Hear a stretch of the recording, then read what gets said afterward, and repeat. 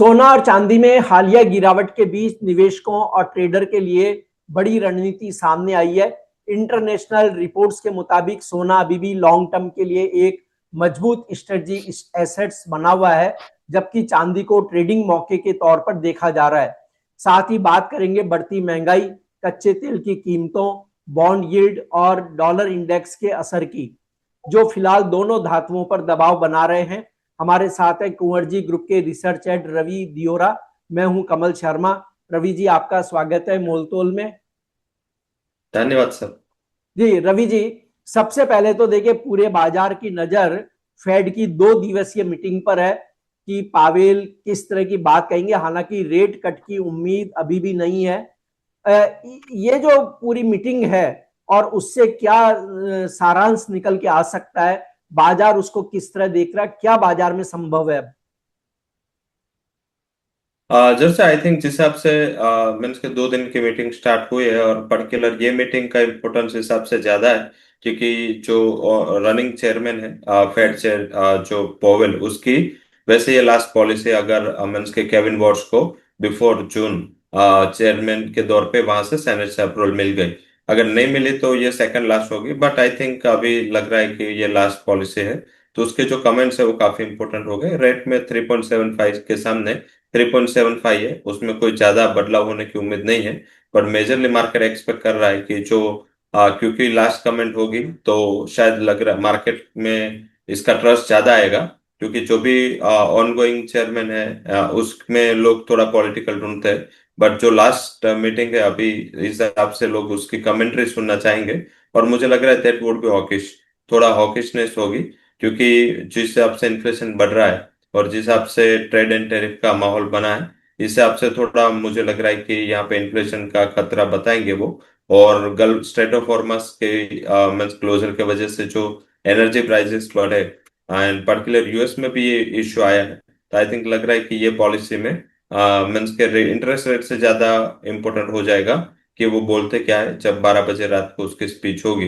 And ये थोड़ी लंबी स्पीच होगी ऐसा भी एक्सपेक्ट कर सकते हैं, क्योंकि इसमें जो आउटलुक को लेके एंड इसको में जो चिंता आएगी, और अगर वो फेड की इंडिपेंडेंस को लेके या इसको कुछ लेके अगर कुछ रिवील ना करे तो अच्छा है, तो बेसिकली मार्केट उसको नॉर्मल वे में लेगा।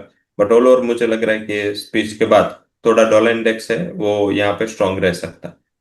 तो यानी जब तक पावेल का बयान सामने नहीं आता है, तब तक फिर हम माने कि उस समय तक आज बाजार स्थिर ही रहने की संभावना है या एक रेंज जब में से तब रहेगा? तक हाँ, कंसोलिडेशन मोड में होगा, क्योंकि कुछ ज्यादा दूसरा बदलाव नहीं होगा। रुपये भी देखे तो वैसे आज वीक है ऑल ओवर। फ्यूचर तो 95 के लेवल पे अप्रोच कर चुका है। स्पॉट की बात करें वो भी 94.30 के ऊपर कंफर्ट के साथ सस्टेन है। तो मुझे लग रहा है कि ऑल ओवर ये बेसिकली मार्केट की चिंता है। एंड पर्टिकुलर जो प्राइसेस है वो एक कंसोलिडेशन जोन में रहेंगे। एंड कल गिरावट आई थी, शार्प थी, बट आज थोड़ी स्टेबिलिटी है, क्योंकि क्रूड के प्राइस आज फ्लैट है। और क्रूड के साथ टोटली गोल्ड का भी इनवर्स को रिलेशन हो चुका है। आधा डॉलर भी प्लस माइनस अगर क्रूड होता है तो इसका सीधा प्रभाव है वो अभी मेटल्स एंड बुलियन पे आता है। तो मुझे लग रहा है कि यहाँ पे थोड़ा कंसोलिडेशन दिखना चाहिए एंड बेसिक ये रेंज बाउंड रह सकता है। जी। रवि जी, अब हम बात करें कि मौजूदा हालात में सोना स्ट्रेटेजिक एसेट्स क्यों बना हुआ है? जब से इसके दो रीजन है। एक तो मीन्स के अगर कुछ अनसर्टनिटी जैसा चीज आता है, अगर कुछ जियोपॉलिटिकल टेंशन बढ़ता है, तो एक सेफ हेवन डिमांड वहां पे थोड़ी सपोर्ट कर लेते हैं, और उसी टाइम रुपये भी कमजोर होता है, क्योंकि जियोपॉलिटिकल रिस्क बढ़ता है तो क्रूड के प्राइस बढ़ते हैं, जिसका एक नेगेटिव इम्पैक्ट रुपये पे आता है। तो ग्लोबल मीन्स के प्राइसेस के सामने हम आउट परफॉर्म कर लेते हैं। सेकंड, कि अगर कुछ नेगेटिव न्यूज आती है, फॉर एग्जांपल प्राइसेस के लिए पॉजिटिव न्यूज बन जाती है, क्योंकि नहीं तो क्या है कि वॉर खत्म होना वो ऑलवेज गोल्ड के लिए नेगेटिव न्यूज है। बट इसमें अगर कुछ भी ऐसा कुछ पॉजिटिव डेवलपमेंट आएगा, dollar index and bond yield में शार्प गिरावट आएगी, इसका फायदा गोल्ड को मिलेगा। तो दोनों साइड ये एक सपोर्ट लेके चल रहा है एंड प्राइजेस इसे आपसे एक रेंज में कंसोलिडेट कर रहा है। तो मुझे लग रहा है कि एक पोर्टफोलियो सेट है ये। एंड मीन्स की डोमेस्टिक प्राइसेस भी वैसे देखे तो नीचे 148 का लेवल ब्रेक नहीं कर रहे, ऊपर 154। तो वैसे कंसोलिडेशन है, बट मुझे लग रहा है कि स्ट्रेटेजिक एसेट इस हिसाब से कि दोनों साइड इसको फायदा है, कुछ ज्यादा करेक्शन नहीं लग रहा है। अगर कुछ ज्यादा नेगेटिव आता है या ये प्रॉब्लम प्रोलॉन्ग चलता है तो एक डिप के बाद प्राइसेस तो जाने ऊपर है, जैसे कल डिप आया था आज वापस प्राइसेस आ गए। तो इस हिसाब से थोड़ा स्ट्रेटेजिक एसेट के दौर पे काम कर रहा है। और central bank across the globe अभी मीन्स की जिस हिसाब से यूएस के रिलेशन से पर्टिकुलर ग्लोबल साउथ का जो वेट बढ़ रहा है, तो डी जी डॉलराइजेशन पे आगे जाके जैसे वॉर खत्म होगा डी डॉलराइजेशन का एक बड़ा मुहिम मार्केट में चलेगा, इसका भी बेनिफिट आगे जाके गोल्ड को मिल सकता है। जी। और रवि जी, चांदी को टेक्टिकल अपॉर्चुनिटी जो कहा जा रहा है उसका क्या मतलब निकालें?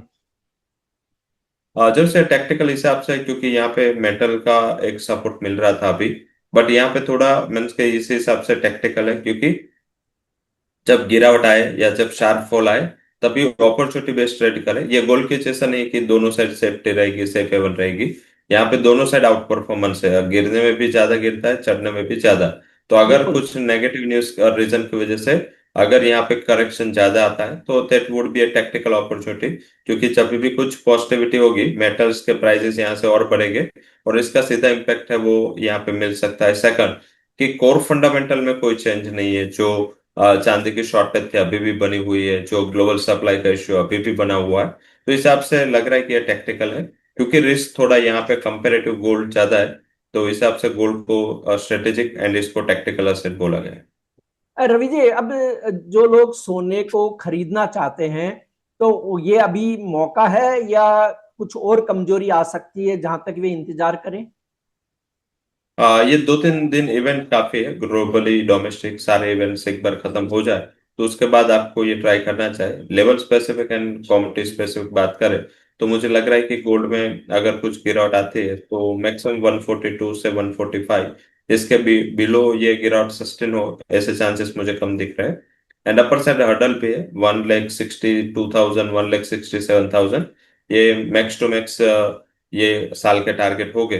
तो ये इस हिसाब से एक रेंज में रहेगा, बट अगर कोई भी डिप मिलते बाय करेंगे तो आपको ये 15-20% का रिटर्न तो देके जाएगा।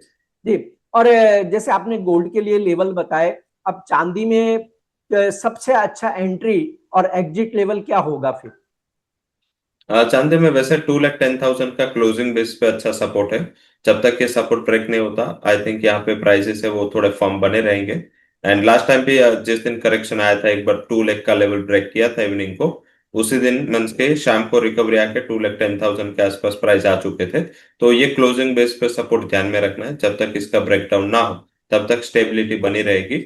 अपर साइड जो हर्डल है वो 270 के आसपास है, तो वो 2,70,000 would be a good opportunity to book profit. तो ये प्रोडक्ट रेंज रहेगी, रेंज थोड़ी बड़ी है 15-20% की, बट इंट्राडे वोलेटिलिटी 3-4% की बन गई है, तो इस हिसाब से थोड़ी बड़ी रेंज में ध्यान रख के कारोबार करना है। बट यहाँ पे थोड़ा मीन्स के ध्यान रखें कि ऑप्शन के प्रीमियम्स भी काफी हायर है। तो उसमें दूसरा क्या हो सकता है कि फॉर एग्जाम्पल आपने अगर चांदी लिया है और आपने 2,70,000, 2,50,000 कोई भी ऑब्जेक्टिव पे डिप पे बाई किया है, तो वो एक कॉल ऑप्शन भी बेच दे पोजीशन के सामने। तो इससे क्या होगा कि अगर आपने कॉल ऑप्शन बेचा है तो मीन्स के इसके प्रीमियम्स इतने हायर है, तो जैसे टाइम जाता जाएगा वो ऑप्शन प्रीमियम पे आपको क्रेडिट मिलेगा अच्छा, और आपका ब्रेक इवन नीचे लाएगा। तो मुझे लग रहा है कि यहाँ पे बुल कॉल स्प्रेड स्ट्रेटेजी या फ्यूचर के सामने कॉल ऑप्शन बेचना है स्ट्रेटेजी अच्छी काम कर सकती है। जी। और स्मॉल इन्वेस्टर के लिए अभी गोल्ड वर्सेस सिल्वर में क्या एलोकेशन होना चाहिए? 60-70% जो बुलडेक्स है वही ध्यान रखे।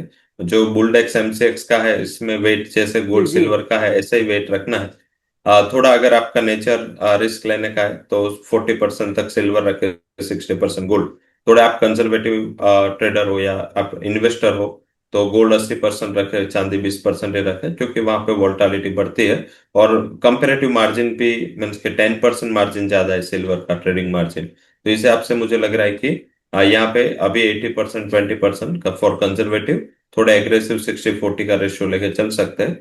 ऑल ओवर मुझे लग रहा है कि गोल्ड में वेट ज्यादा रखना चाहिए, क्योंकि सिल्वर थोड़ी वोलेटाइल कमोडिटी है, तो इस हिसाब से यहाँ पे इम्पेक्ट आता रहेगा। बट ओवरऑल जब आपको ऐसा न्यूज मिले कि वॉर खत्म हो रही है या कुछ ऐसा असर दिखे तो सिल्वर में ओवरवेट हो जाए और रेशियो उल्टा कर ले। जी। अब रवि जी, जैसे आपने कहा कि इस साल गोल्ड में 15% तक का रिटर्न मिलने की एक उम्मीद है, तो क्या यह साल गोल्ड सिल्वर के लिए 2025 और 2026 की जो जनवरी महीना था खास तौर पे, उस तरह का नहीं रह पाएगा, या लगता है कि कोई बहुत बड़ा चेंज आ जाएगा अचानक? काफी शैलो रहेगा ये साल, क्योंकि वो सारे एसेट क्लास नहीं, एक सिर्फ इक्विटी नहीं, सिर्फ कमोडिटी नहीं या सिर्फ करेंसी नहीं, अक्रॉस एसेट क्लास प्रेशर है। और इसके बाद फिर से वो 150 डेज जैसे यूएस के टैरिफ के खत्म हो गए, वो नया नाटक स्टार्ट होने वाला है टैरिफ का, जो आर्टिकल 301 में और आर्टिकल 120 200 में जो यूएस प्रेसिडेंट ले रहे हैं आइटम्स को। तो इस हिसाब से मुझे लग रहा है कि आगे जाके ऐसा भी बन सकता है कि मेटल्स को फिर से ये प्रेशर सहन करना पड़े कि वहां पे हायर इंपोर्ट टैरिफ हो। तो इस हिसाब से मुझे लग रहा है कि ये अनसर्टनिटीज आगे जाके भी बनी रहेगी, और जिसका इम्पेक्ट है वो रहेगा। और आई थिंक ये मिड टर्म इलेक्शन भी अक्टूबर नवंबर में अप्रोच कर जाएंगे। तो इस हिसाब से मुझे लग रहा है कि आज से लेकर टिल नवंबर पूरा बिजी स्केड्यूल है। ये वॉर के बाद बेसिकली टैरिफ, और टैरिफ के बाद इलेक्शन। तो इस हिसाब से वन साइडेड मूव ये साल पॉसिबिलिटीज कम। जी, आपका कोई डिस्क्लेमर रवि जी? जो भी कमोडिटीज के बारे में particular gold silver and crude के बारे में डिस्कस किया, यह मेरी पर्सनल कोई पोजीशन नहीं है। कंपनी के clients as well as company के जो भी अकाउंट है उसमें थ्रू कैश और डेरिवेटिव मार्केट पोजीशन हो सकते हैं। कोई भी पोजीशन लेने से पहले आप अपने फाइनेंशियल एडवाइजर के साथ कंसल्टेशन जरूर से करें। जी, आपका धन्यवाद, शुक्रिया रवि जी, आपने धन्यवाद। समय निकाला। कमोडिटी मार्केट में हर मिनट बदलता है मौका। खबर से पहले संकेत चाहिए? मोल तोल मुनाफे की बात। कमोडिटी ट्रेडर्स का स्मार्ट न्यूज ऐप अभी डाउनलोड करें।